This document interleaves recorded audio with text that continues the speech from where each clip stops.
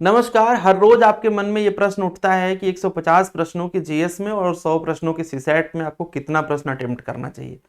ये क्वेश्चन का कोई सीधा सीधा आंसर नहीं है कि मैं बता दूं कि आप 120 कर दें, मैं बता दूं 140 कर दें। हाँ, इसके पीछे कई सारे लॉजिक जरूर हैं और वो लॉजिक क्या है इस छोटे से वीडियो में आप पूरा समझने की कोशिश करिएगा। पहले तो बात कर लेते हैं सीसैट की। सीसैट इसलिए पहले बात कर रहे हैं कि पहले वही पेपर चेक होगा, वही कॉपी आपकी चेक होगी, वही ओएमआर चेक होगा, जिसमें आप क्वालिफाई होंगे तभी जीएस वाला चेक होता है। तो यहाँ पर बात ये निकल करके आती है कि जब आप सीसैट का पेपर देते हैं तो मैथ और रीजनिंग और हिंदी और लगभग कुछ इंग्लिश, इनमें यदि इंग्लिश को हम छोड़ भी दें थोड़ी देर के लिए तो हिंदी मैथ और रीजनिंग मिला करके जो सवाल बनते हैं उसमें लगभग आप श्योर रहते हैं कि आप सही कर रहे हैं कि गलत कर रहे हैं। मैथ और रीजनिंग में तो 100% श्योरिटी रहती है कि आप सही कर रहे हैं। तो ऐसे में यदि आपको लगता है कि मैथ रीजनिंग और हिंदी मिला करके आप लगभग 45 क्वेश्चन के आसपास सॉल्व कर चुके हैं और एकदम सही कर चुके हैं, इससे ज़्यादा ही हो जाते हैं लगभग वो, फिर ऐसी स्थिति में आप डिसीजन मेकिंग के कुछ सवाल सही करके आप श्योर करके अपने आप को अराउंड 60-65 क्वेश्चन भी कर ले जाते हैं, जो सेफ जोन वाला है बिल्कुल। तो बहुत टेंशन लेने की जरूरत नहीं है आपको। इसके बाद हम आते हैं जीएस पर। यदि आप सीसैट में इससे अधिक कर सकते हैं तो करिए, लेकिन कोशिश करिएगा कि सेफ जोन कम से कम 50 क्वेश्चन करने के बाद ही आप 15, 20, 25 क्वेश्चन पर रिस्क लीजिएगा। ऐसा ना हो कि आपने किया ही 40 है और उसके बाद 30 पर आपने रिस्क ले लिया है तो आप रिस्क जोन में आ जाएंगे। ठीक है। रहा सवाल जीएस का, तो जीएस में ये डिपेंड करेगा कि पेपर कैसा आया है। जब आपको पेपर मिले तो आपको घबराना नहीं है।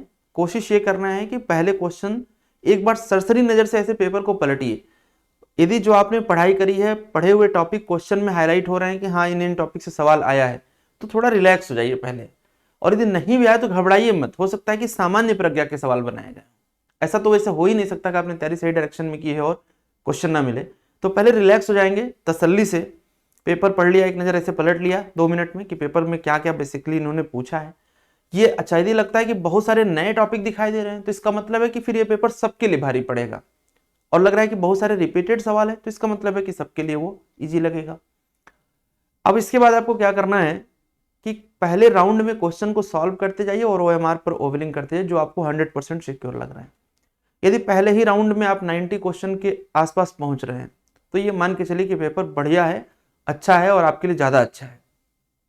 दूसरे राउंड में आप उन प्रश्नों को टैकल करिए जिसमें लगभग आप 50% एश्योर हैं।